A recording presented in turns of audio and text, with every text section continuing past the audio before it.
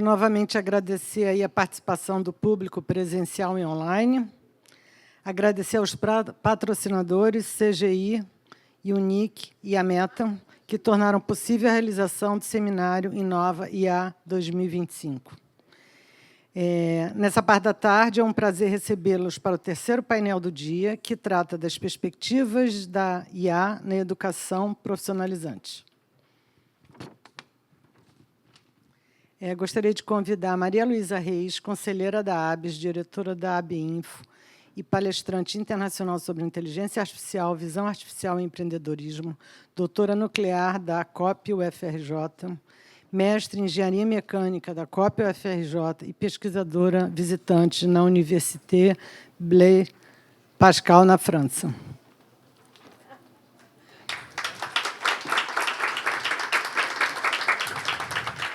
Gostaria também de convidar para compor o painel Valéria Cubes, coordenadora de ensino médio da SEDUC, professora de educação profissional, especialista em gestão pública e políticas públicas de qualidade social do ensino médio e membro do Fórum Nacional de Cursos Técnicos do MEC.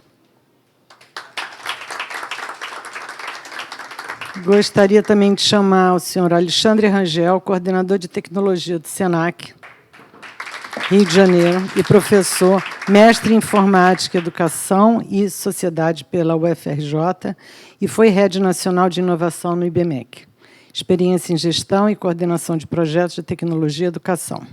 E, finalmente, o Anderson Córdova Pena, responsável pelo desenvolvimento das diretrizes de inteligência artificial do SENAC Brasil e pela Rede SENAC de Inovação. Doutor em Educação pela Universidade Federal do Rio, do Juiz de Fora, assessor executivo e planejamento estratégico de inovação e sustentabilidade do Departamento Nacional do SENAC. Muita folha. Senhor Marcos Tavares, professor da Rede FAETEC e da ISPM, consultor em mídia e educação, PhD em educação, coordena os programas Jovem Inusitado e Professor Transformador da ISPM Rio, Secretaria Estadual de Educação do Rio de Janeiro, líder do grupo de Pesquisa, Cidadania e Educação vinculado ao CNPq. Bom, Maria Luísa, o painel está com você. Vou deixar os senhores que são mais pesados ficarem no tronco, eu fico na cadeirinha para ser mais leve. Tem mais um microfone? Alô? Ah, está funcionando. Mais um microfone. Obrigada aí pelo convite à CGI. Eu acho que eu tenho a obrigação de falar que eu fui anunciada como conselheira da ABES, sou conselheira da ABES desde 21, que é uma associação de empresas de software, né, brasileira. Mas eu já fui presidente da ACESP Rio de Janeiro, atualmente Federação ACESP Rio de Janeiro. Fui durante 4 anos, de 2019 a 2022, 2023, né? 22, né? 23, isso. E hoje sou vice-presidente da Confederação ACESP também, que fica aqui do outro lado.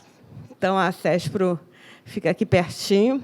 E sou empresária há 30 anos, porque se eu participo dessas entidades todas é porque a gente está aí batalhando na tecnologia, quer dizer, fiz meu doutorado, fiz todo esse trabalho e estou aqui representando o setor de tecnologia como empresa, porque eu entendo que a educação é para prestar esse serviço à sociedade, particularmente às empresas que vão empregar esses jovens, né? Então, tem toda essa necessidade, essa obrigação. E a gente vive hoje um grande desafio na inteligência artificial. É o mundo inteiro que vive esse desafio. Não somos só aqui nós, no Brasil ou no Rio de Janeiro, nem só na educação. As empresas não sabem o que fazer, as estratégias são confusas, a gente está aqui debatendo para caramba. Foi maravilhoso aquele café ali, né? A gente falou coisas bem legais. Porque tem muito que ser dito, tem muito que ser descoberto, e a sociedade, a humanidade vai se redescobrir com várias facetas. Mas, com a velocidade que tudo acontece, a gente tem alguns problemas, algumas questões muito importantes a serem decididas. Onde o Brasil quer chegar? O que o Brasil quer ser? Um dos palestrantes aqui, né, vai falar sobre o desafio do emprego, né, que o jovem vai querer. Mas será que vai ter emprego para ele? Né? A gente fala, não vai perder emprego, vai perder emprego. Não fale isso, vai deixar as pessoas nervosas. Mas vai perder emprego, é óbvio que vai perder emprego. Né? A gente hoje trabalha muito, faz muito menos esforço para fazer aquilo que fazia antes. E isso está diretamente ligado ao emprego, à capacidade, à empregabilidade. Você vê esses movimentos do Itaú, de despedir uma galera e outras empresas, porque dizem que os seus funcionários não estão dedicando 100% do seu tempo ao trabalho. Eu interpreto que não é má vontade do empregado, mas, na verdade, as demandas anteriores, antes da inteligência artificial, obrigavam ele a trabalhar 40 horas por semana e hoje não obrigam mais. Consequentemente, a empresa já está observando que ela pode ter menos gente trabalhando para ela. Isso é um desafio. Por mais que você diga, vamos ter uma renda universal, essa renda universal vai ser para todo mundo, vai ser só nos Estados Unidos, onde tem as empresas de ar, vai ser só na China, vai ser no Brasil também, quem vai abastecer isso? Então, essa discussão de onde vai estar o desenvolvimento econômico e para quem a gente vai preparar os jovens para o emprego é uma coisa que a gente vai discutir também aqui nesse momento. Então, vamos lá, começando com as perguntas. Escrevi aqui. Eu vou começar com você, Valéria. Obrigada. Por quê? Porque ela está trabalhando lá no governo do Estado, frente à secretaria que forma jovens no ensino médio e tem grandes desafios e grandes ferramentas também. E eu queria que você me dissesse aí como é que essas ferramentas estão sendo usadas para ajudar o professor, para ajudar o aluno e para atender a demanda do mercado para esse jovem que vai durar mais, porque ele vai levar até os 100 anos, né, que está se aproximando. Como é que ele está, as perspectivas da vida dele aí nessa formação profissional? Boa tarde. Como eu fui apresentada, sou Valéria, sou professora da rede estadual, professora de educação profissional há 30 anos, né, já tenho uma longa caminhada. Eu comecei com educação profissional ainda na 5692, para quem conhece, né, educação, que era obrigatório, enfim. E aí eu vivenciei muitas mudanças, e acho que uma das principais foi justamente a tecnologia. A gente tinha uma educação lá na década de 80, 90, e a gente tem uma educação completamente diferente hoje. E aí, essa educação completamente diferente, ela vai levar para a população, de um modo geral, para todos, famílias, estudantes, professores, diretores, todos que trabalham com educação, a rever seus conceitos, adaptar, né, refazer, se inserir, enfim. E acho também que é uma questão, não é puramente de idade, né? Eu estou falando de uma geração que eu represento, mas se a gente pensar que as gerações também que vieram depois também estão vivenciando isso, porque as mudanças elas são em ritmo da velocidade da luz. Hoje você aprende uma coisa, você dormiu amanhã, ela está diferente.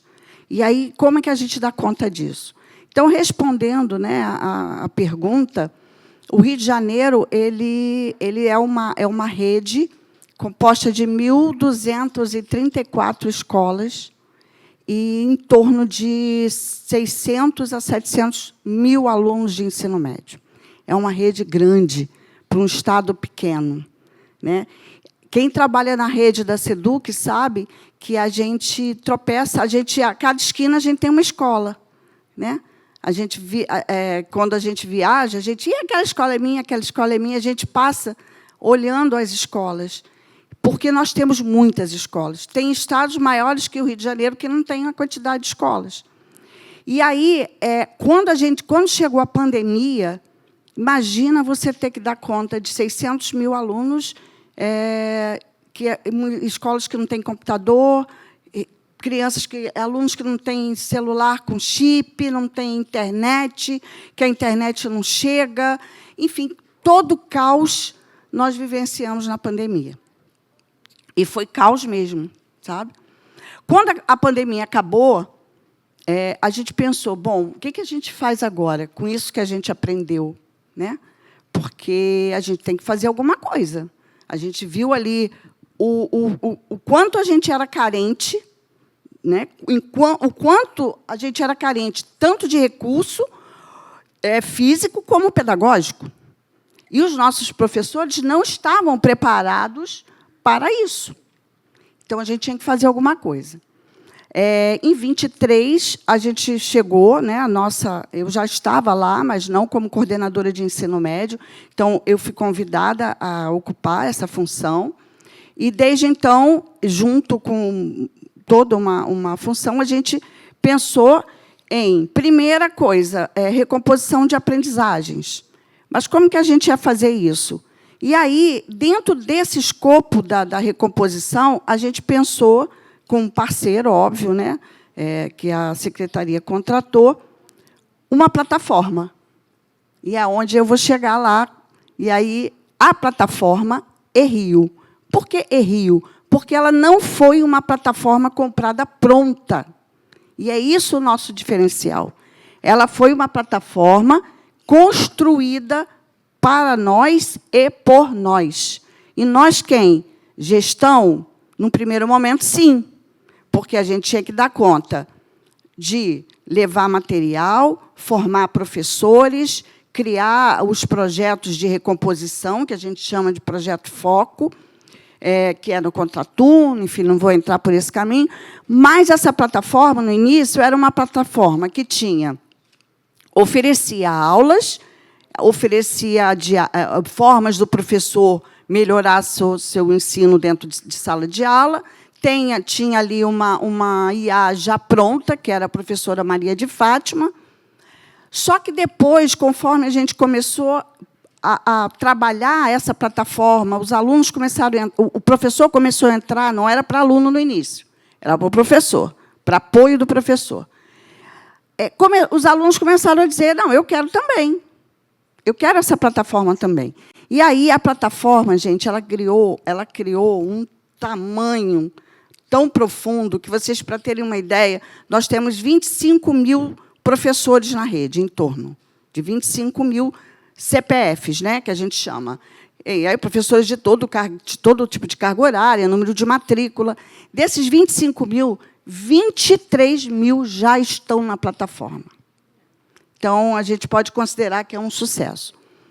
Os alunos também, porque os alunos hoje eles têm uma utilização tão grande, eles fazem redação. No início, eles faziam a redação dentro da plataforma.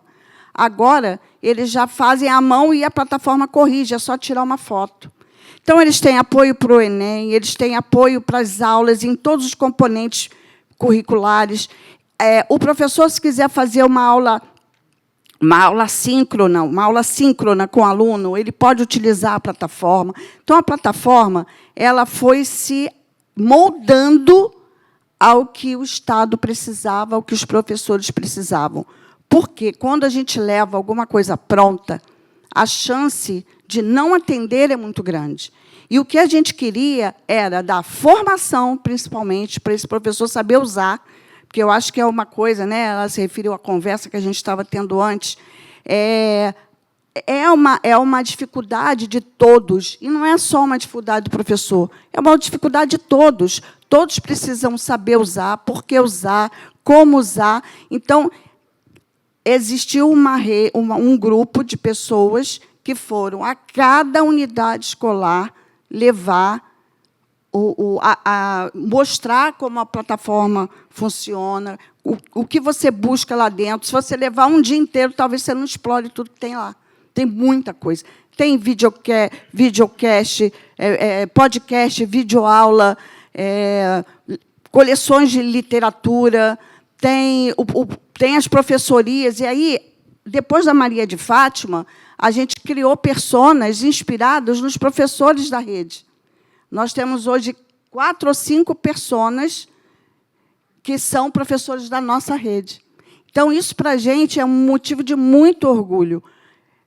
Esgotamos? Não. A gente ainda tem muito o que fazer, né? mas eu acho que é um caminho que a gente está explorando e está com muito gosto, muito orgulho do que foi feito. Eu espero ter contribuído. Perfeito, foi realmente impressionante. Ela já tinha me dado umas dicas antes, mas eu gostei. Ela não falou tudo só para dar aquela surpresa, né? Eu vou agora para o Anderson Córdova. E ele é do Senac Nacional, e eu imagino que vocês tracem assim estratégias mais globais, entendendo as diferenças no Brasil, né, do que tem. E aí, o que a inteligência artificial traz de desafios para o mundo do trabalho e para a educação profissional que o Senac tem a oferecer, e como é que está esse processo? Maravilha. Obrigado pela pergunta, Maria Luísa. Acho que é uma oportunidade de a gente trazer para vocês uma discussão importante sobre os impactos da IA, o que a gente está olhando em termos de instituição e desenvolvimento da educação profissional. Bem, para começar a responder essa sua pergunta, acho que a gente precisa entender, e nós já começamos a discutir isso um pouco pela manhã, qual que é o espaço que a inteligência artificial ocupa hoje no mundo. Veja, a IA, e isso foi muito bem falado hoje pela manhã, ela é uma tecnologia de propósito geral. Isso significa que ela está em todos os aspectos da nossa vida. Mas, diferente das outras tecnologias de propósito geral, como foi o motor a vapor, a própria prensa de Gutenberg, que impulsionou e ampliou algumas capacidades inerentemente mais de ordem física. Se a gente pegar, por exemplo, o exemplo do motor a vapor, ele ampliou a nossa capacidade de se locomover, de andar pelos espaços. A prensa de Gutenberg, para trazer mais um outro exemplo de tecnologias de uso geral, ampliou a nossa capacidade de comunicar. A IA traz como perspectiva diferente a ampliação da nossa inteligência. Então, a gente tem, pela primeira vez, como seres humanos, uma professora trouxe uma pergunta muito interessante hoje sobre a questão da comunicação e linguagem. Se até então nós éramos pessoas que necessitavam de comunicação mediada ser humano, agora tem outra pessoa na sala, né? Tem um outro ente. A gente consegue comunicar para além do humano com uma entidade, por assim dizer, que como algo que funciona como uma entidade. Veja, este lugar traz para a gente uma série de desafios. E esses desafios serão discutidos amplamente hoje e amanhã aqui nesse seminário. Já parabenizo o CGI pelo convite, pela iniciativa, pelo Senac Rio, Departamento Regional do Rio, por trazer essa discussão. A gente precisa de espaços assim, mas eu quero desafiá-los, eu quero trazer uma provocação de a gente sair dessa discussão dos desafios que a gente já conhece muito bem. Já tem amplos artigos, já tem amplas discussões trazendo o quanto que a IA vai impactar nos empregos, o quanto que a IA vai impactar nas nossas relações pessoais. Estive há pouco tempo no Japão e é enorme a quantidade de jovens que se relacionam afetivamente com programas de IA. Isso já está vindo essa onda aqui no Brasil também. Isso a gente já sabe desses enormes desafios, mas é preciso olhar para além desses desafios o que esta entidade está nos deslocando como sociedade, como ser humano. Eu traria 3 pontos principais de deslocamento do nosso eixo. O primeiro é um deslocamento cognitivo. Vejam, eu sou um jovem de cabelos brancos, né? Vejo que tem muitos jovens aqui como eu. Alguns de vocês devem se lembrar daquele desenho dos Jetsons. Vocês lembram disso? Bom, o que você tinha ali? A família tinha na sua casa uma robô, né, de inteligência artificial que fazia os trabalhos domésticos. Vocês lembram disso? E os sociólogos do trabalho, na década de 50, colocaram isso muito bem. Olha, a tecnologia vai nos livrar das agruras do trabalho e deixar mais tempo livre para as atividades inerentemente de criatividade e senso artístico. O que aconteceu? A IA faz poesia, música e pintura, e a nossa louça continua na pia. É isso que aconteceu. Então, esse deslocamento cognitivo significa que a IA ela age, e principalmente agora na terceira onda, a gente já está falando de uma terceira onda de inteligência artificial que começou a surgir Em 24, 25 agora está tomando força e vai explodir em 26, que são os agentes de IA. Esses agentes de IA, diferente da tecnologia da IA generativa, eles atuam automatizando grandes frentes de trabalho em todas as ocupações. E eles automatizam aquilo que é inerentemente humano, a criatividade. Eles criam novos processos e apresentam novas formas de trabalho para cada ocupação. E aí eu trago, dentro desse eixo de deslocamento cognitivo, o primeiro paradoxo. O que significa? E já há alguns estudos trazendo isso, é um tema polêmico. Talvez a gente esteja vendo o surgimento de uma primeira geração emburrecida. Os QIs estão diminuindo. O que significa? Vejam, se a gente tem uma formação profissional de um programador júnior, por exemplo, se esse programador júnior sabe que uma inteligência artificial generativa já faz para ele todo o código de programação, e ele pode valer daquilo, é possível, estou trazendo isso no campo hipotético, que uma massa de formadores para esta ocupação deixem de desenvolver competências cognitivas mais sofisticadas do pensamento computacional, porque aquilo está pronto. Isso vale para a educação básica também. Os professores que discutiram hoje aqui pela manhã trouxeram esse desafio. Quanto que a IA pode substituir perspectivas de leitura complexa? Quantos de vocês podem trazer, podem colocar como está difícil, pelo menos para mim, ler e finalizar um livro? Porque a gente está sendo tão bombardeado por uma nova forma de pensar em link que a gente já não consegue ler de maneira horizontal, de maneira reta. É difícil ler um livro. Imagina para a nova geração. Esse deslocamento do eixo cognitivo traz para a gente esta perspectiva do desafio da qualificação profissional, de entender como formar jovens profissionais no mundo em que a IA vai estar presente o tempo inteiro com ele. Aí eu já chego no segundo desafio. O segundo desafio já tem a ver com o deslocamento do mundo do trabalho, o deslocamento das ocupações. Primeiro eu tenho um deslocamento cognitivo, o segundo eu tenho o deslocamento das ocupações. A partir desta nova realidade, quando vocês olharem para um posto de trabalho, seja ele de qualquer ocupação, não vejam mais como uma única pessoa que atua naquele posto. Há duas. Há a pessoa física, humano, profissional, que ocupa aquele posto de trabalho, e uma entidade junto com ele, algo que simula uma entidade, que é uma inteligência artificial. E aí eu trago um conceito muito importante do Ethan Mollick, no livro dele, que é um dos mais atuais sobre IA, que eu acho que vale muito a pena ler, que se chama Cointeligência. Ele traz o fenômeno do trabalhador centauro. O que é esse trabalhador centauro? Centauro é aquela meio homem, meio cavalo, né? Este trabalhador vai ter que ser capaz de trabalhar colaborativamente com a inteligência artificial. Gente, não lutem contra a IA. Ela vai nos vencer em todas as esferas. Não é possível mais lutar contra essa agente. É possível trazer este potencial para que ele trabalhe colaborativamente. E já há pesquisas que indicam quanto que equipes que trabalham de maneira colaborativamente com as inteligências artificiais são muito mais produtivas que equipes que trabalham sem inteligência artificial ou a pessoa que trabalha sozinha com inteligência artificial. Então, equipes que trabalham colaborativamente com inteligência artificial, seja ela generativa ou agentes de IA, produzem enormemente mais e com maior eficiência. Então, veja, a ideia da cointeligência, de utilizar o potencial da inteligência artificial para trabalhar colaborativamente, é um desafio enorme para as redes educacionais. É um desafio enorme para os nossos professores e para a gente formar profissionais nessa perspectiva. Aí reside um segundo paradoxo importantíssimo para nós. Vejam,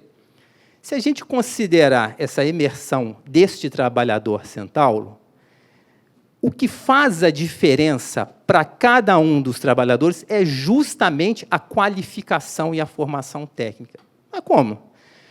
Existem N programas, N ferramentas de inteligência artificial para gerar imagem.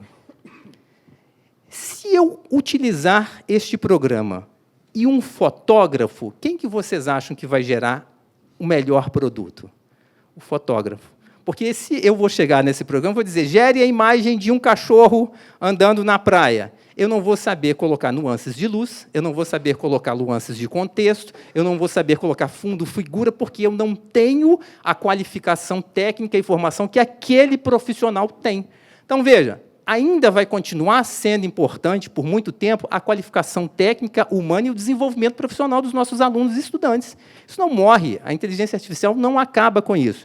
O desafio é como utilizar este potencial e essa formação de maneira colaborativa e de maneira conjunta com a inteligência artificial. Esse é o grande desafio. E o terceiro deslocamento é um deslocamento que a gente está falando, e esse é importantíssimo, esse afeta todos nós, seja no nível de indivíduos e no nível das nações, é o aumento das desigualdades e o deslocamento social e econômico que a inteligência artificial traz. A IA inaugura a era dos trilionários. E a era dos trilionários traz uma importância enorme de como a gente lida como nação, principalmente quando falamos do Brasil, uma sociedade de capitalismo periférico, como que a gente luta enquanto nação e como sociedade com grupos econômicos que desenvolvem ferramentas de IA, e aí a gente vai falar muito importante dos vieses que esses instrumentos trazem, porque no DNA das IAs, a gente tem ali a figura do homem branco que mora no hemisfério norte, que é rico e que ali traz toda uma gama de cultura que às vezes perpassa, separa do nosso cotidiano. Esses três movimentos, esses três grandes deslocamentos são ideias que eu estou trazendo aqui para a gente sair com uma pulga atrás da orelha. Quais são os desafios que as instituições educacionais, que as empresas, que os sistemas educacionais e que nós, como sociedade, vamos ter daqui para frente ao olhar esta entidade que simula um comportamento humano e como lidar com ela. O Departamento Nacional do SENAC e os departamentos regionais, olhando para essa perspectiva, nós fomos uma das primeiras instituições que fez a sua política de inteligência artificial já em 2024, muito baseado nas premissas e nas orientações da própria Unesco, e separamos a nossa orientação no eixo, no pilar educacional, que tem a ver com a formação de currículos que trazem a literacia de IA como uma perspectiva transversal, o que significa que, desde os nossos cursos tecnólogos até um curso de uma ocupação mais básica, como, por exemplo, de manicure, é possível utilizar esta ferramenta como elemento emancipador do trabalhador, como perspectiva de que esta massa de trabalhadores que deve ser capacitada para atender a sociedade e as demandas econômicas, seja capaz de usufruir e de trazer o máximo dessa ferramenta. Acho que eu falei muito, né? Passou um pouco do tempo. Mas foi ótimo. Parabéns. Muito bacana. Eu vou passar agora para o Alexandre Rangel. E aí, com esses desafios que foram colocados aqui pelo Anderson, eu vejo que o Serviço Nacional, né, do Comércio, que, nesse caso, se insere também na tecnologia, porque a tecnologia não tem um serviço específico, né? Então, nosso setor é o do comércio, né? A gente contribui para o comércio, como empresas de tecnologia. Vocês formam profissionais para atuar nas nossas empresas, né, de modo geral. E, quando você tem uma tecnologia muito nova, isso é desafiador, porque antes você tinha uma máquina nova, um CAD/CAM, quando começou lá nas décadas de 80, aí você ia consultar as empresas, quem é que tem uma máquina dessa para eu formar esse pessoal? Só que agora vocês estão falando com as empresas para saber o que elas precisam e que tipo de formação a gente pode oferecer para os profissionais para que eles não se sintam ameaçados pela terceira onda de IA e poderão ser substituídos por agentes. Quer dizer, como é que está a liga entre o emprego e o jovem nessa formação que está sendo dada agora? Bom, gente, tudo bem? Boa tarde a todos e todas. Eu acho que a primeira pergunta, já aproveitando aqui que o Anderson falou, será que a gente vai continuar, e aí eu vou puxar a sardinha aqui para o meu portfólio de tecnologias, será que a gente vai continuar tendo ainda programador júnior, analista júnior? Se a gente vai ter um agente de IA para fazer isso? Então, é só para a gente refletir aqui, né? De repente, a gente continua nessa conversa. Eu vou trazer um pouquinho aqui, um preâmbulozinho que eu acho importante. A gente estava até conversando, a IA está presente na nossa vida já há muito tempo. Né? A gente pode até questionar o que é IA, o que não é IA, filosoficamente. Veja, gente, eu não estou desmerecendo filosofia, eu tenho formação em filosofia também. Né? Mas a gente pode aqui dizer o que é IA. Será que a programação que eu faço lá na minha máquina de café já não é inteligência artificial? Né? Bom, vou trazer um pouquinho de quando isso se torna algo tão popular e a gente começa a usar. Né? A gente tem lá em 2010, surge lá o DeepMind, né? Fundado lá pelo Mustafa Suleyman e mais 2 pessoas. E ali eles começam com essa questão de trazer, vamos montar um sistema complexo, capaz de superar as competências e habilidades humanas. E aí eles começam com aquela coisa, assim, sem saber muito bem no que vai dar, e rapidamente se torna uma das empresas mais importantes, tanto que o Google vai lá e adquire, né, a DeepMind, e a gente tem o Google DeepMind, que é o berço de tudo isso que a gente está discutindo aqui hoje. Né? E aí vem as ondas. A gente tem a onda da IA preditiva, lá em... deixa eu pegar minha cola aqui, em 2016, né? O DeepMind em 2010, em 2016, essa primeira onda, que a gente chama de IA preditiva, que é aquela que ajuda a gente a escrever ali no WhatsApp, só um exemplo bem básico. Né? Depois a gente tem aí o surgimento da IA generativa, né, em 2023, né, que ela já traz essa coisa do processamento da linguagem natural. Né, eu acho que é o grande diferencial. Né, você não tem que dar comando, mas você conversa. Depois a gente tem aqui, como o Anderson lembrou, a questão aí da IA agêntica, né, 2024, agora surgindo. Esses agentes que precisam de muito pouca interferência humana para agir, ou quase nenhuma. Né? E a gente tem a última onda, que, claro, ainda é uma onda hipotética, né, de uma IA que a gente chama de IA geral, que seria uma IA senciente. Né? Claro, a gente está aí mergulhando bastante no campo da filosofia agora, mas é uma possibilidade. Né? Aquela possibilidade que começou lá em 2010 com o DeepMind. Por que eu estou falando disso? Porque aí a gente vai agora para o relatório do futuro do trabalho do Fórum Econômico Mundial. Ele vai dizer assim, entre 2025 e 2030, a competência mais requisitada pelo mercado de trabalho será IA e Big Data. Pô, legal, né? Então, vou investir nisso. Vamos pensar cursos profissionalizantes nesse sentido. E aí, depois, você tem um outro gráficozinho nesse mesmo relatório que diz o seguinte. Ele mostra quais são as competências e habilidades que podem ser facilmente ou mais facilmente substituídas pela IA. E vocês sabem qual é a que pode ser a maior probabilidade de ser substituída pela IA? O top 1 de competências e habilidades que eu acabei de falar, IA e Big Data. Né? E quais são aquelas que dificilmente, ou terão mais dificuldade da IA utilizar? Aí a gente vai olhar, a gente vai falar de liderança, a gente vai falar de empatia, a gente vai falar de criatividade, a gente vai falar de pensamento crítico, a gente vai falar de agilidade, flexibilidade. Né? Então, tem um campo aí que a gente tem que saber como é que a gente usa, como é que a gente traz isso e agrega isso para esse profissional que a gente quer formar. Né? E aí eu vou falar um pouquinho aqui, né, da nossa experiência aqui, montando esse portfólio voltado para a tecnologia. E aí eu diria que a gente tem aí 3 pilares importantes. Um primeiro pilar é esse pilar da competência, né, que a gente acabou de ver que é extremamente importante.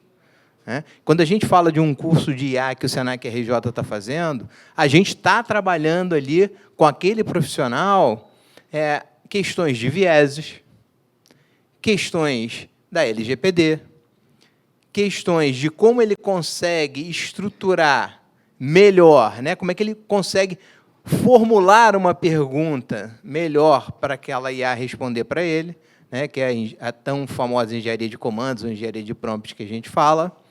Então, essas competências ele precisa desenvolver independente de utilizar ou não a IA. Né? Um segundo pilar, a gente entra no pilar tecnológico. Por quê? Porque essa IA ela vai estar funcionando em algum lugar. Né? A gente fala da nuvem, mas ela está fisicamente em algum lugar. Então, a gente está falando aí de toda uma estrutura, de toda uma infraestrutura de tecnologia. A gente está falando de cibersegurança. Né? Então, a gente precisa pensar esses cursos. Então, a gente tem as trilhas de infra e cibersegurança ou de infra e segurança para esse profissional. Né? E, por último, claro, a gente está falando do modelo Senac. Né? E aí a gente tem esse pilar muito forte, que é o pilar pedagógico. Né? Mais do que o aprender fazendo, é o como fazer. E aí vem esse como fazer. Como é que a gente consegue trabalhar isso? Porque a gente está trabalhando lá o pilar das competências. Né? Então, o que a gente está tentando trazer para esse futuro profissional? A gente está tentando trazer exatamente o que o Anderson falou, que é a questão de como é que ele usa essa IA a favor dele, como ele gerencia essa IA, como é que ele trabalha junto com essa IA e em equipe, claro. Né? E aí entra muito forte a agilidade, que é algo que a gente vai estar pensando muito no desenvolvimento dos cursos futuros. Bom, era isso uma primeira. A gente tem muitos desafios, mas também muitas oportunidades. E como eu estava falando aqui para o pessoal, a gente pode achar que a internet tem coisa boa e tem coisa ruim, mas ela está aí e vai ficar. A IA é a mesma coisa. Ela veio e vai ficar, gostando ou não. Então, ou a gente aprende a conviver com a inteligência artificial, ou a gente vai ficar para trás. Obrigada. Bem, vamos, então, finalizar aqui, mas não por último, porque vai ter mais uma rodadinha, né? Com o Marcos Tavares, que a pergunta é a seguinte: como que os professores inscritos no programa Professor Transformador, que é uma coisa que você está muito próxima, né, estão lidando e trabalhando, produzindo com a IA? No seu trabalho de dia a dia como docente e na interação com os estudantes. Como é que isso está acontecendo, professor? Gente, primeiro, boa tarde. Obrigada pelo convite. Primeiro, eu vou falar de onde eu falo, né? Qual é o lugar de fala. Achei super interessante as falas aqui, né? E acho que elas se complementam. E aqui eu vou trazer, na verdade, digamos, um exemplo de como isso vem sendo tratado com professores da rede, da própria SEDUC. Eu vou falar do lugar de fala de como professor coordenador de um programa, é um programa social que a gente tem, ligado à diretoria de projetos sociais da SPM, Escola Superior de Propaganda e Marketing. A questão da IA está presente no ensino superior. Né? Como que o ensino superior vai trabalhar com a inteligência artificial? Como que nós, professores, eu também sou professor da SPM, como nós, professores de ensino superior, vamos trabalhar com isso? E como os estudantes vão trabalhar com isso? Né? Como esses estudantes de ensino superior vão desenvolver, inclusive, PGE, TCC, ou seja, isso é uma questão que é muito cara, né, no dia a dia de uma faculdade. Só que, em 2023... a gente vem discutindo isso enquanto corpo docente da SPM, mas a gente também começou a pensar em qual é a relação isso com o ensino médio, com as escolas. E surgiu em 2023 um projeto chamado Professor Transformador. Esse projeto é em parceria com a SEDUC, desde 2023, e a gente tem o objetivo de quê? Não de uma forma vertical, mas de uma forma horizontal, os professores da SPM fazem encontros com os professores do ensino médio da rede pública do Estado do Rio de Janeiro. E qual é o objetivo desse programa? Digamos, trocar diálogos, trocar experiências em metodologias ativas e tecnologias digitais. E quando a gente fala de tecnologia digital, a IA está presente.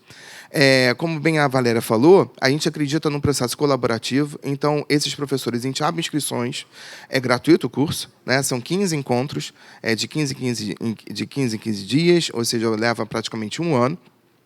E um diferencial é que a gente oferece para esses professores inscritos a possibilidade deles construírem com a gente o módulo desse curso. Então, eles escolhem os temas. que eles acham que são interessantes dentro da metodologia ativa e tecnologia digital. E um dos temas recorrentes, a gente faz isso uma vez por ano, né? Então a gente está na terceira turma, na verdade, já se formou, a IA sempre está presente. Eles sempre querem estudar, querem debater, querem se aprofundar na questão do IA.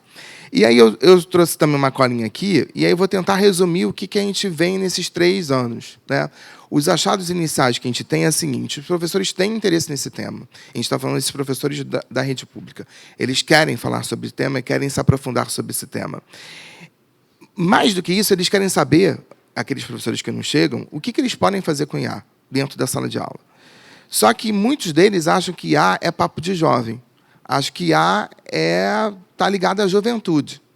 E como tem uma questão geracional, eles acham que aquilo, né, de certa forma, não faz parte do dia a dia deles. E a impressão que eles têm inicialmente é que a IA é copia e cola, que IA é o aluno esperto, é o aluno que quer dar a volta no professor, é o aluno que quer, de alguma forma, se dar bem, e não, de certa forma, tradicionalmente numa escola, estudar, ler, etc. Então, eles chegam com essa perspectiva e com esse olhar. Com o curso, o que a gente começa a perceber? A gente começa a perceber uma desmistificação da questão do IA em relação a esses professores. Antes de tudo, eles começam a perceber, e é isso que o Alexandre falou, que eles fazem parte do mundo da IA, né? Que, quer queira ou não, como cidadão, estamos no mundo em que a inteligência artificial faz parte. E isso, de certa forma, abre uma outra visão para eles, que, assim, espera lá, não é o mundo do jovem, é o mundo que eu estou inserido. E eles passam a se incluir nesse debate. E, a partir do momento que eles se incluem nesse debate e se percebem como cidadãos também que estão participando de um mundo de IA, isso abre uma outra perspectiva. Então, a IA também tem que estar na educação. Então, eu também não tenho que negar a participação dos meus estudantes, de alguma forma, nesse processo educativo. E aí, ao eles se reconhecerem nesse espaço, muda um pouco essa visão. E aí eles começam a pensar, tá, então o que essa IA pode me proporcionar? Né? O que isso pode levar no meu dia a dia como professor de sala de aula, atendendo, às vezes, 100, 150 alunos, dividido pelas turmas que eles têm. E aí eles, a partir dessas aulas, eles se sentem principalmente mais seguros e confiantes. E aí o diálogo muda. E aí abrem-se 2 perspectivas. Uma é a IA no dia a dia da rotina do trabalho docente, que é uma questão totalmente que eles começam a perceber como que essa IA pode ter potencialidades que vão ajudá-los no dia a dia da rotina, e a potencialidade da IA na relação com o estudante. Quando a gente vai para a perspectiva do dia a dia dele, da rotina do professor, isso, assim, muitos entram não de uma maneira falaciosa ou encantadora, mas eles veem como que a IA pode facilitar o dia a dia deles, enquanto professor. E aí, lógico, que a plataforma que a Valéria falou ajuda bastante, e todas as outras atividades que estão aí para eles. Mas eles percebem que, com a IA, principalmente, eles podem ter um pouco mais de tempo. E isso, para um professor de sala de aula, é fundamental, né? Tempo. Porque o tempo, as rotinas do dia a dia de uma escola, né, quem já esteve na escola, quem está na escola, a gente sabe que a rotina de um professor na sala de aula às vezes é insana, né? Dependendo do número de estudantes que você tem, número de trabalhos que você tem. Então, o tempo é maximizado pelo uso da IA. Isso dá um gás, assim, dá uma outra perspectiva de trabalho para esses professores. Esses professores que nos procuram, geralmente têm mais de entre 15 a 20 anos de carreira. São professores, alguns já têm doutorado, mas, basicamente, a maioria só tem especialização. E eles estão em busca de novidades que possam fazer com que o dia a dia da sala de aula seja mais produtivo. Eles, então, entendem, nessa perspectiva do trabalho da rotina do sala de aula, menos braçal, né? E eles começam a utilizar a IA também para facilitar as trocas. Eles não tiram a questão que o primeiro palestrante falou, que é super importante. Na educação, a gente sabe como é importante a troca presencial. Mas, sim, agora tem mais uma pessoa com quem a gente dialoga, de certa forma, a IA. Mas essa IA possibilita que esse diálogo, segundo eles, potencialize a troca com os outros professores, né? Porque também gera uma reflexão, mesmo no trabalho individual dele, dentro de casa, junto com a IA. E aí isso traz novas reflexões para a prática. E aí o que eles fazem, de certa forma, que ajuda na rotina deles? Produção de texto, produção de prova. Né? Lógico que eles têm um olhar super aguçado em relação ao que a IA propõe para eles, mas é uma forma deles também dialogarem com essa IA e levarem para os seus pares e discutirem. Revisão de prova, formulação de atividades, correção dos trabalhos, isso vem ajudando muito eles, mas principalmente no planejamento. E aí eles dizem que isso muda da água para o vinho, segundo eles, o dia a dia da rotina da escola, do trabalho braçal, entre aspas, deles. Mas também tem uma outra perspectiva, que é o trabalho com os estudantes. E a partir do momento que eles se sentem incluídos nesse debate, e mais seguros e confiantes, muda a relação que eles têm com os estudantes em relação à IA. Então, eles passam a entender, a dividir, a sugerir, além do copia e cola. Porque eles começam a enxergar que a IA não é só para isso. Não é um aluno que está... Lógico que a gente sabe que tem uma tal... Né, dá a volta no professor, etc. Mas eles começam a entender que tem outra perspectiva aí e que a IA pode servir, sim, para o aprendizado. Pode ajudar nessa, digamos assim, nessa aprendizagem significativa. E aí eles se tornam mais donos de si nesse diálogo com o estudante. E aí eles não têm tanto medo de dialogar com eles e de propor, então, atividades mais que envolvam a inteligência artificial. Então, aumenta o diálogo com os estudantes. Eu acho que é uma coisa muito interessante, porque eles começam a propor trabalhos com criatividade, exigindo a criatividade, e isso força os alunos não apenas copiar e colar, mas eles interagirem com essa inteligência artificial em busca de coisas novas e coisas mais criativas, sempre perpassando essa questão da discussão ética. O acesso do IA de forma colaborativa e não individual, que o professor falou, e isso é muito claro, principalmente na rede pública, porque, como eles não têm muito acesso à internet, ou a internet de qualidade, ou não tem muito acesso a tecnologias, né, individuais, celulares, laptops, etc., o trabalho com a IA é um trabalho colaborativo na sala de aula, não tem como não ser. É um trabalho colaborativo que vai reunir grupos de alunos, não é como, teoricamente, numa escola particular, em que vai ser um computador para cada aluno, o celular do estudante, e ele interagindo com a IA de uma forma individualizada. Não, lá tem que ser coletivo. E, talvez, nessa perspectiva, nós... Lógico que todo mundo teria que ter maior acesso. Mas, nessa perspectiva, é muito interessante, porque essa troca colaborativa entre os estudantes e o professor, através de um único equipamento, potencializa ainda mais essa reflexão e essa produção. E aí... Podemos... E aí, só para fechar, e aí entra uma questão que talvez a professora Regina tenha falado de manhã, na questão dos aspectos éticos, políticos e estéticos, e aí isso é muito interessante, porque essa discussão perpassa exatamente o que eu acho que ela deve ter falado, não combinei com ela, mas a questão da ética, e da política e da estética, porque envolve tudo isso tudo. Né? Então, assim, essa base ela é muito interessante no dia a dia do trabalho do professor. E aí, se tiver chance, eu falo algumas experiências específicas. Obrigado. Obrigada. Muito bom. Bem, eu vou agora fazer uma última pergunta que está diretamente ligada ao título do nosso painel. Perspectivas da inteligência artificial na educação profissionalizante. E tenho certeza que, quando eu fui chamada para ser mediadora aqui, é porque eu, representando, né, o setor de tecnologia do empresário, eu preciso saber como que a gente está interagindo com as empresas que vão empregar esses jovens e como que a gente está fazendo com que esses jovens que estão sendo formados, sejam jovens ou não, né, eles vão fazer com que essas empresas cresçam junto e promover o desenvolvimento econômico do país usando inteligência artificial. É algo desafiador, mas eu acho que a gente não pode perder o foco que essa educação tem por objetivo dar empregabilidade ao jovem, mas, principalmente, a empregabilidade significa que eles serão úteis para as empresas onde eles vão trabalhar, para promover o desenvolvimento, o crescimento do país. E aí, quando você fala da diferença daqueles trilionários que não estão entre nós aqui, né, no Hemisfério Sul, a gente tem que entender o quanto a gente consegue ter um pertencimento, como a gente pode fortalecer o nosso mercado e as nossas empresas, sejam indústrias de manufatura, tecnologia da informação, se a gente vai precisar de engenheiros júniores ou engenheiros sêniores, porque eu me questiono se a gente precisa, talvez, não precisa mais do sênior. Por quê? Vou lhe explicar. Porque o sênior é o que tem conhecimento. E eu não preciso mais de alguém com conhecimento. Eu preciso de alguém inspirado. E o inspirado pode ter qualquer idade. Então, talvez eu não precise mais do sênior.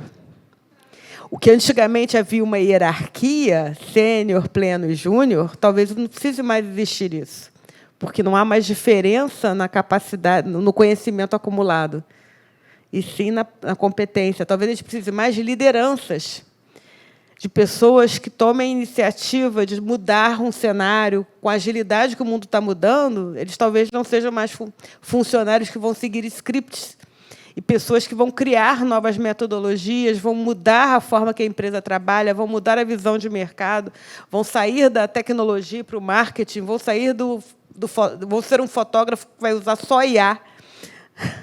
Quer dizer, pessoas que pensem fora. Como é que cada um de vocês, nas suas áreas, está pensando em inserir esse jovem nesse contexto da empresa e para desenvolver o futuro do Brasil? Por favor, Valéria. Bom, essa pergunta é uma pergunta muito boa, né, para mim, porque eu acho que a gente pensa nisso o tempo inteiro.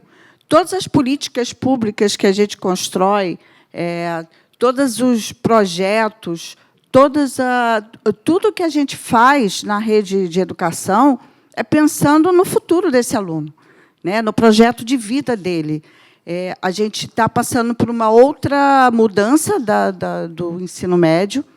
A gente teve aquela mudança lá do novo ensino médio, que não foi uma boa mudança, e agora a gente está tendo como voltar nos trilhos aí novos, para o ano que vem é a implementação total. Esse ano foi um ano de transição. E, assim, eu acho que é tão fundamental a pergunta, porque, se a gente pensar que a Constituição ela diz que a gente tem que trabalhar, né, a educação ela é para levar senso crítico, cidadania e preparar para o mundo do trabalho. Então, é isso que a gente tem que fazer. Então, toda vez que a gente cria uma política, seja ela de educação básica, seja ela de educação profissional, a gente tem que ter em mente que tudo que a gente fizer pedagogicamente, a gente tem que estar pensando no futuro desse aluno. E a gente tem uma diversidade muito grande. A gente tem, na nossa rede, também, além da educação básica, a educação profissional. Então, 90% dos nossos cursos de educação profissional são cursos integrados, em horário integral. Então, a gente trabalha o aluno no desenvolvimento integral dele e numa profissão. Então, esse ano, todos os currículos foram revistos e todos pensando no futuro, no que está novo aí, né? A gente mudou emendas, a gente mudou componentes curriculares, adaptando a uma nova tecnologia. Então, assim, o mundo vem mudando, como eu falei lá no início, rapidamente. A plataforma é, de fato, uma plataforma colaborativa, feita com alunos e professores. Então, quando a gente pensa em protagonismo, a gente pensa no protagonismo de todos e no futuro do desenvolvimento desse aluno. Então, todas as ações são interligadas e todas elas pensando que esse aluno ele precisa ter autonomia e ele precisa chegar lá em cima, chegar lá na frente, seja qual caminho que ele escolher, da universidade, do curso técnico, do empreendedorismo, ele precisa chegar com competência e com criatividade para impactar ali naquele mundo que ele vai viver. Então, é isso aí que a gente está, é o nosso norte, é o nosso foco. Bacana, parabéns. Vou sugerir aqui que, sempre que possível, procure a gente na CESP ou na ABS, para a gente levar algum empresário para dar uma palestra, para oferecer oportunidade de estágio, ou para oferecer um pequeno espaço de vivência. Isso é muito importante. Em tecnologia. Inclusive, eu quero agradecer aqui a SPM, e foi uma coisa, a gente tem pouco tempo para falar, senão a gente falaria aqui, né? Eu tenho muita coisa para falar, mas acho que a gente tem que ter foco. A Secretaria de Estado ela trabalha com inúmeros parceiros, muitos parceiros, e a gente está aberto sempre a isso. Por quê? Porque a gente atende a demanda da sociedade, é a sociedade que a gente está atendendo. O nosso aluno, eu vejo aqui quantas pessoas de idades tão diferentes, né? E uma outra coisa que eu também acho importante dizer sempre que surge uma coisa nova, dizem que o professor vai acabar, né? Quando surgiram aquelas aulas do telecurso, isso é para acabar com o professor. Quando surge, não sei, isso é para acabar com o professor. Quando surge aí, isso vai acabar com o professor. O professor, gente, é igual barata. Não vai acabar nunca. Nunca. Vai vir um cataclismo e não vai acabar com o professor. Por quê? Porque tudo isso que se falou hoje aqui depende de alguém para ensinar, para planejar, para criar, e depende de alguém para desenvolver. Então, é onde entra o professor. É onde entram as pessoas que pensam, que desenvolvem, que criam como aquilo vai ser usado, para que aquilo serve, né? Porque uma ferramenta, um recurso, ele é uma coisa fria. Mas, no momento que o ser humano coloca a mão ali e faz aquilo produzir frutos, aquilo cria uma identidade e cria uma percepção e faz o mundo mudar. Então, pessoas mudam o mundo, né, gente?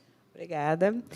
Agora, Anderson, considerando que o Brasil tem um plano brasileiro de inteligência artificial, como que o SENAC Nacional pode inserir a sua estratégia nesse plano para ajudar o Brasil a ter um protagonismo na inteligência artificial? Essa é a pergunta de $1 milhão, né? Veja bem, o SENAC ele forma, por ano, mais de 1 milhão de atendimentos no Brasil inteiro. Eu vou fazer alguns recortes para a gente ver o tamanho do desafio, o problema que a gente está nele.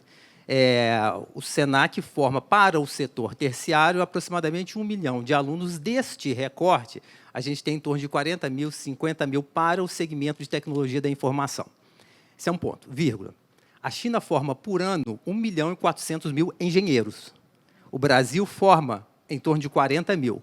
A China está anos-luz adiante em termos de formação para a área de tecnologia da informação, seja em termos brutos ou seja em termos proporcionais para o Brasil. O nosso déficit anual de profissionais da área de TI é em torno de 500 mil profissionais por ano. Por um lado, a gente tem um desafio estrutural. É preciso ter políticas públicas, é preciso ter incentivos para que... e aí a gente traz N programas, cito aqui um deles muito importante, que é Meninas na tecnologia, que é um programa que faz com que a gente desconstrua a questão de gênero de ciências e TI, que é muito voltado para os meninos. A gente precisa de programas estruturais para isso. Mas a gente precisa também entender quais que são os limites e perspectivas enquanto nação. Se a gente pega um estudo que saiu recentemente da Salesforce, os países que fazem investimento em inteligência artificial, a gente tem Estados Unidos e China, numa escala de 0 a 10, eles estão uma média de 9 na escala. O Brasil está 0,8. Menos que 1, mas ainda é o primeiro da América Latina. Então, há toda essa perspectiva estrutural que depende de políticas públicas, que depende de ação dos agentes públicos e das instituições para que a gente, de fato, seja um protagonista. Nós somos consumidores de inteligência artificial, para que a gente seja protagonista na área. Não é impossível que a gente vire essa perspectiva, mas ela é difícil, e a gente tem que enxergar o problema de frente. Quando a gente fala do SENAC na formação de trabalhador para esse segmento, é preciso lançar luz a alguns programas que já vimos desempenhando. O Departamento Nacional formou, o ano passado, numa ação enorme de desenvolvimento de literacia dos seus professores, num programa que se chama Saber SENAC, voltado para todo o Brasil, para que a gente capacite os nossos docentes no uso, no entendimento e no desenvolvimento de currículos para essa competência. Para além disso, agora, em 2026, o SENAC vai inaugurar, em nível nacional, a partir de março, a rede SENAC de inovação. A rede SENAC de inovação já nasce grande, já nasce com a perspectiva de ser uma das maiores redes voltadas para a inovação no mundo para o setor terciário. Este prédio que os senhores estão, esse prédio da Cápsula, aqui no Rio de Janeiro, integra a rede na perspectiva de economia criativa. O Rio de Janeiro é um dos estados que vai ser focado na entrega direta aos empresários. O que significa isso? Durante 80 anos, o SENAC atuou muito no âmbito da educação profissional, de formar o trabalhador brasileiro para o setor terciário. Óbvio, continuaremos a fazer isso por muito tempo, porque essa formação ainda é relevante. Mas agora damos um passo adiante na entrega direta para o setor empresarial. O que significa? Ouvir as dores, ouvir o que esse setor precisa em termos de desenvolvimento dos seus negócios e atuar na inovação de novos modelos de negócio, de novas perspectivas de entrega de serviços, de relacionamento com a marca, de relacionamento com o cliente. E a IA está em toda essa esfera de inovação. Essa é uma perspectiva de relacionamento direto com o empresariado, porque pressupõe entregas de soluções inovadoras. E aí, Maria Luísa, você falou uma coisa que é interessante. Veja, como é que a gente está formando trabalhadores úteis para a empresa? É isso, mas eu só gostaria também de deixar mais uma provocação aqui, por último. Nós, do Departamento Nacional do SENAC, todos os departamentos regionais, SENAC Rio, a gente entende a formação do trabalhador de uma perspectiva muito mais ampla. A gente forma cidadãos para o mundo do trabalho e cidadãos que vão modificar a sociedade, inclusive o próprio trabalho em que estão. Ao se pensar essa formação omni-integral, a gente entrega para a sociedade e para o mundo do trabalho um sujeito que é útil para toda a sociedade, que é útil para as empresas, que é útil para as suas comunidades, que é útil para a sua família e que faz a transformação onde ele atua. É por isso que a nossa empregabilidade é em torno de 8, que significa que a cada 10 formandos, 8 saem dos cursos do SENAC empregado. Lembrando que 70% do PIB deste país está no setor terciário. Então é isso. Muito obrigado, pessoal. Obrigada. Queria fazer um comentário que hoje o Brasil tem várias empresas de IA que geram IA, LLM, IA de captura de informação, de DP, tem vários tipos de IA, de agentes de IA, não somente usando APIs estrangeiras, mas até nacionais, é importante. E aí, emendando esse meu comentário, eu vou falar aqui com o Alexandre, por quê? Porque hoje o Rio de Janeiro ele tem cerca de 16 mil empresas de tecnologia, o segundo maior parque de tecnologia do Brasil, somente superado e muito por São Paulo. Não é novidade. Mas talvez seja novidade que sejamos o segundo em faturamento, em número de empresas e em empregos. Então, é uma coisa que a gente não propaga muito falar sobre esse assunto. Talvez a gente tema isso porque tamanha relevância que esse setor tem aqui no Rio de Janeiro. E a gente, no passado recente, a gente fez um convênio com o SENAC e tivemos um trabalho maravilhoso de formação de jovens programadores, que hoje eu tenho 4 na minha equipe, que fazem IA, que são entusiasmados, que são competentes, que são pioneiros e que pensam em ser protagonistas da tecnologia no mundo. Então, só tenho a agradecer aí ao SENAC e pedir a você aí que fale um pouco sobre isso também. Bom, vamos lá. Covardia aqui, falar depois do Anderson, porque eu faço parte dessa mesma rede, ele já falou tudo, então tem muito pouco para acrescentar aqui, mas vamos lá. A gente está falando nessa questão da aprendizagem aqui, para devolver para as empresas, né, alguém que se desenvolveu dentro de um curso que a gente oferece, dentro de uma trilha formativa que a gente oferece, dentro do próprio ETIM, né, que a gente começou esse ano aqui com uma formação técnica, né, voltada aí para estudante do ensino médio, né, técnico profissionalizante. Mas a gente está falando de uma coisa diferente do que a gente falava antes. A gente fala assim, a gente tem que personalizar a aprendizagem. Hoje, com a inteligência artificial, a gente tem a possibilidade de hiperpersonalizar essa aprendizagem. Então, o que a gente está fazendo hoje? A gente senta com as empresas, faz a pesquisa, entende qual é a necessidade dela e pega essas pesquisas e, com o apoio da IA, a gente começa, me ajuda aqui. O que você tem aí nessas pesquisas todas que pode me ajudar a pensar algo rápido para a formação dessas pessoas, né, para devolver elas para essas empresas? Então, a gente já faz muito isso. Me ajuda aqui, com base nessas pesquisas, quais são as tendências que tem para frente, para eu pensar formações mais para frente. Então, isso que a gente tenta fazer aqui no nosso portfólio, né? E aí, uma coisa importante, quando a gente pensa essa hiperpersonalização, é que a gente tem uma possibilidade de futuro enorme. E qual é ela? assim, veja, eu vou entrar um pouco agora no campo filosófico, mas a gente está falando desses agentes de IA. Então, o que impede lá no futuro de eu começar a construir um agente que vai ser a persona do meu público-alvo? E que esse agente, que é minha persona, vai interagir com essas empresas. E na hora que eu for testar esse meu curso novo, eu não vou testar com as pessoas, eu vou testar primeiro com esse meu agente aqui, com essa minha persona. Quando eu levar esse curso para as empresas, quando eu levar esse curso para o público em geral, para as pessoas, né, eu já vou ter feito um primeiro teste ali com aquela minha persona, que na verdade é um agente, mas é um agente que aprendeu, que entendeu as necessidades com aquelas pessoas que eu vou oferecer a formação. Então é isso, a gente está pensando nessa direção. Então... Bacana, bacana. E, por fim, vamos lá, Marcos Tavares, aí me diga como é que a gente vai ser protagonista, como é que a gente vai chegar lá na frente. Vai deixar de ser 0,8, não é isso? 0,8 para ser 8,5, caramba. Eu estou muito feliz com 8,5. 8. Top. Eu vou ir pelo caminho aqui da Valéria. E aí eu vou tirar o chapéu da SPM e vou botar o chapéu do professor do Estado, que eu sou professor do Estado também da FATEC. E aí, gente, aí eu acho que assim, a gente só vai conseguir mudar isso com investimento em educação. E aí, e as empresas, a gente vai conseguir novos profissionais bacanas para as empresas, é investir na educação. E aí é retórica, mas é investimento concreto. Não estou aqui criticando nenhuma política pública, mas assim, isso tem que começar no ensino, na educação infantil, isso tem que começar no ensino fundamental. Essas discussões, elas não estão dentro da escola. Elas estão em política pública, mas elas muitas vezes não chegam no chão da escola.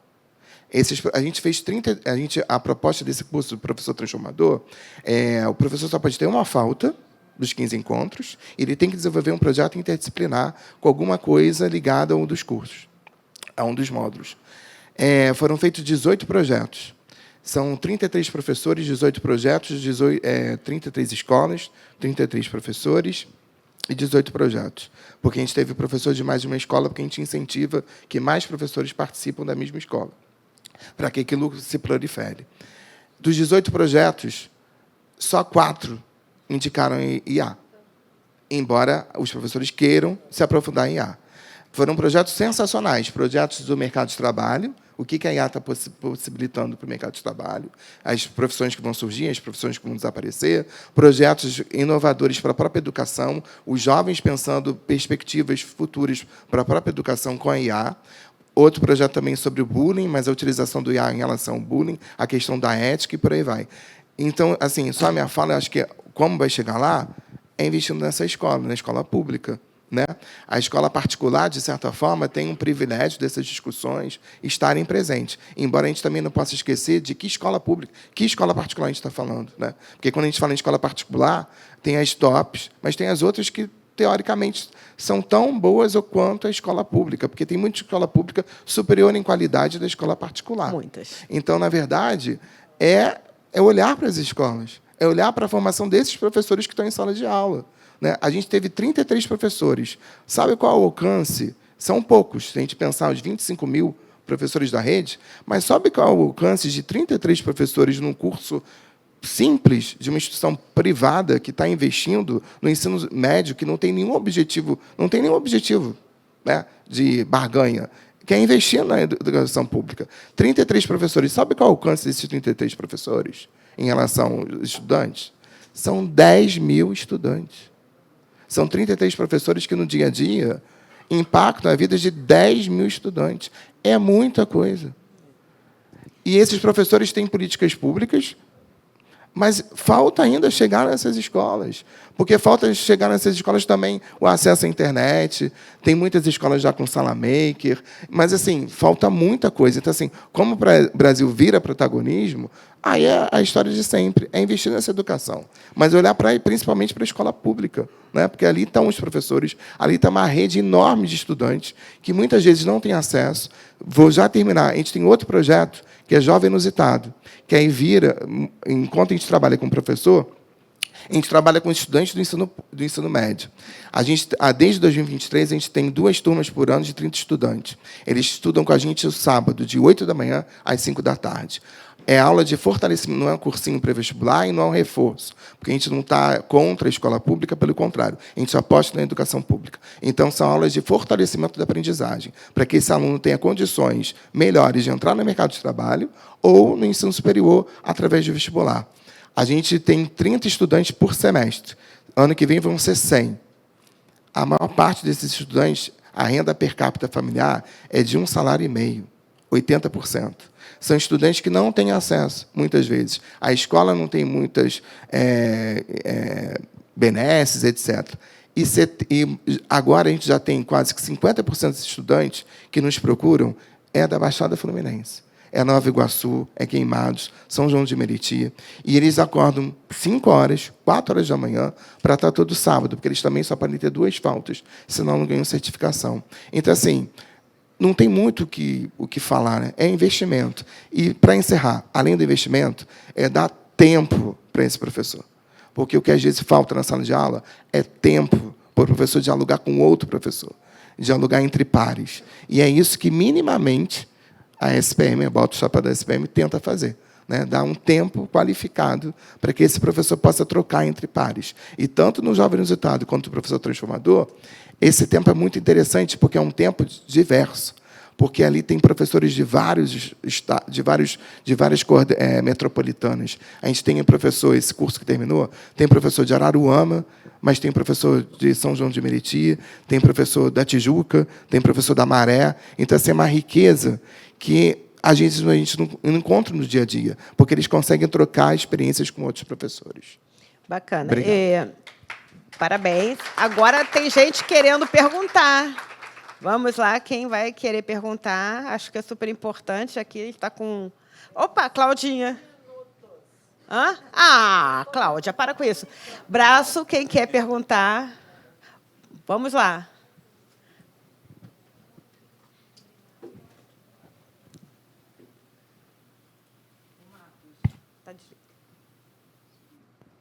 Só.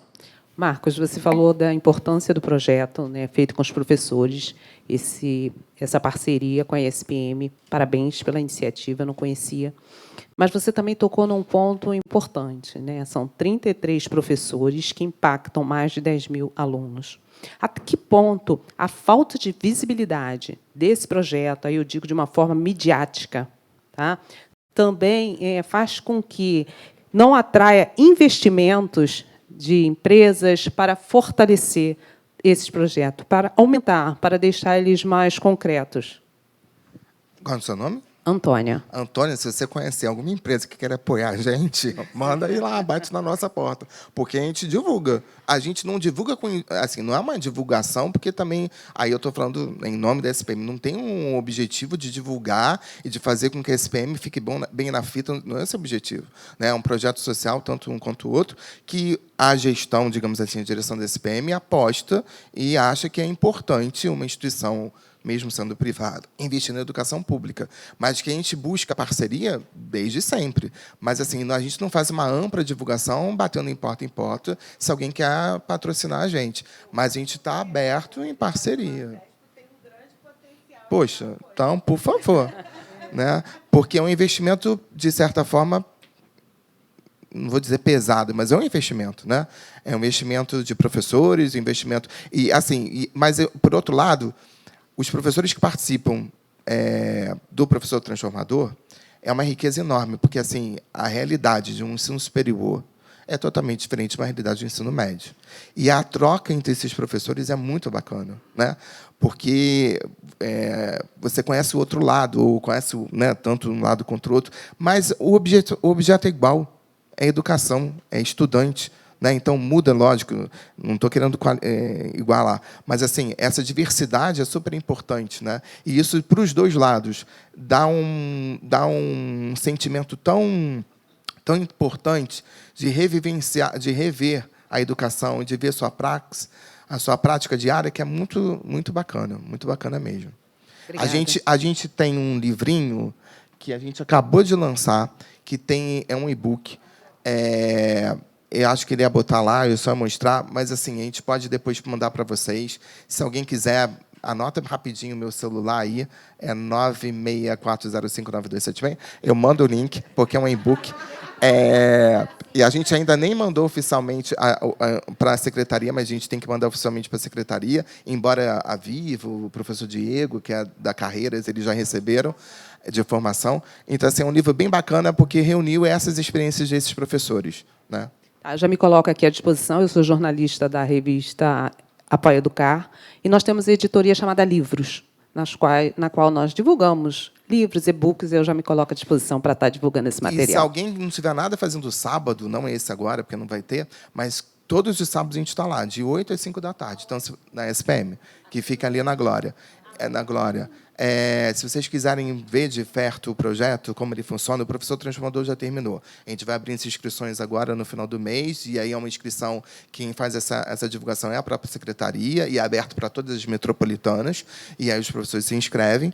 A gente não seleciona, os jovens a gente seleciona, mas a gente está lá, de segunda, todo sábado, de 8 às 5 da tarde. Quem quiser ir lá, manda um zap, e vai ser um prazer receber vocês para mostrar o dia a dia desses dois projetos. Alguma pergunta a mais? Aqui, professora. Obrigada.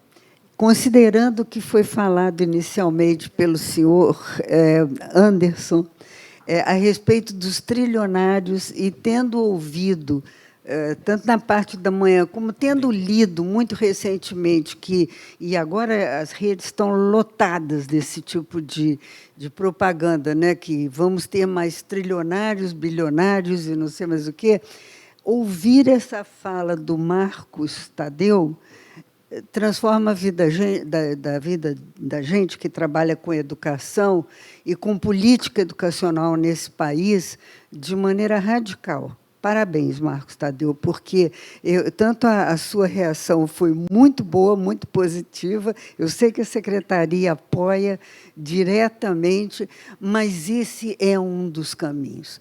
E muito mais fértil do que o dos trilionários, porque ele vai democratizar um conhecimento que é de todos, não é só de quem tem dinheiro, não. É de quem quer aprender e aplicar em várias áreas da vida e do conhecimento. Parabéns, Marcos. Parabéns a vocês também. Muito obrigada. Então, encerramos aqui. Só um tchau para cada um, não? Não sou para cada um, não. Tchau para cada um. Acho que não dá tempo. Depois Henrique chora ali. Então, tchau, coletivo. Não. Eu agradeço a participação de todos os painelistas. Esse painel foi excelente, a gente contou aí com muita gente. Eu vou pedir para os painelistas se dirigirem na lateral ali, que tem um espaço para uma foto especial. E agradeço aí. A gente vai ter um intervalinho de 10 minutos para um café e uma voltinha ali no banheiro no máximo, e a gente volta em seguida. Peço que avaliem o evento aqui nesse QR Code que está aqui no nosso painel e que também está no online.